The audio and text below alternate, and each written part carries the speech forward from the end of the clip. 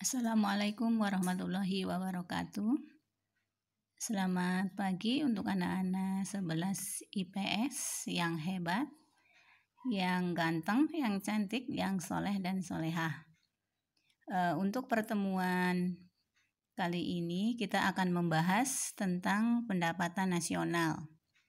Nah, materi tentang pendapatan nasional ada beberapa yang harus kalian pelajari ya. Yang pertama adalah kalian harus mengetahui tentang pengertian pendapatan nasional.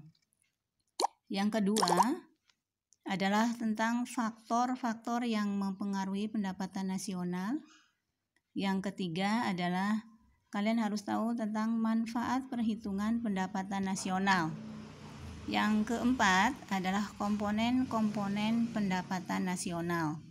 Yang kelima adalah metode perhitungan pendapatan nasional. Berikutnya adalah tentang pendapatan per kapita, dan yang terakhir adalah distribusi pendapatan nasional. Sebaiknya kalian sudah mempelajari tentang pendapatan nasional ya, seperti yang sudah Ibu informasikan melalui grup WA ya. Jadi pengertian pendapatan nasional secara singkatnya adalah nilai barang dan jasa yang dihasilkan oleh masyarakat ya dalam wilayah suatu negara dalam jangka waktu tertentu, yaitu biasanya dihitung dalam waktu 1 tahun ya. Mengenai pendapatan nasional ini ya, besar kecilnya itu akan dipengaruhi oleh hal-hal ya yang bisa mempengaruhi naik atau turunnya pendapatan nasional suatu negara ya. Salah satunya adalah tentang ketersediaan faktor produksi ya. Itu bisa mempengaruhi besar kecilnya pendapatan nasional suatu negara ya. Kemudian tentang skill atau keterampilan dari tenaga kerja yang tersedia di dalam suatu negara ya. Kemudian kemajuan teknologi ya.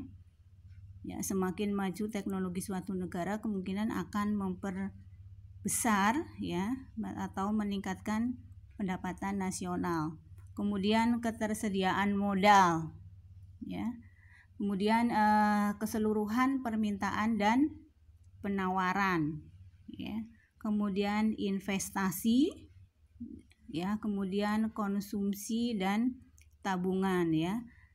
Kemudian yang terakhir juga tentang stabilitas nasional suatu negara ya. Jadi kalau suatu negara dalam keadaan stabil ya, biasanya akan meningkat pendapatan nasional. Beda kalau terkadang kalau suatu negara sedang dalam keadaan nasionalnya tidak stabil ya, kemungkinan pendapatan nasional itu bisa menurun. Mengapa? Karena kemungkinan banyak terjadi pemecatan atau PHK karyawan ya, sehingga biasanya akan mempengaruhi pendapatan nasional suatu negara ya.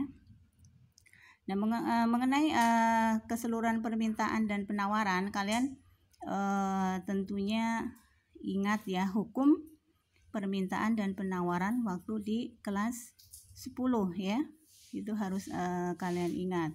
Kemudian tentang investasi ya.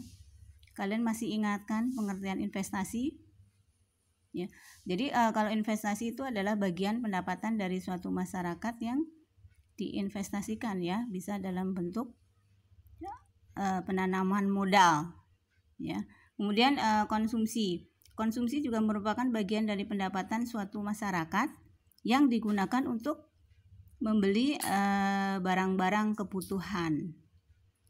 Tabungan adalah bagian pendapatan suatu masyarakat yang tidak dipakai kemudian ditabungkan ke dalam bank ya. Itu mengenai tabungan. Biasanya investasi, semakin besar seseorang berinvestasi kemungkinan akan bisa meningkatkan pendapatan nasional suatu negara ya. Ini tentang faktor yang mempengaruhi pendapatan nasional ya.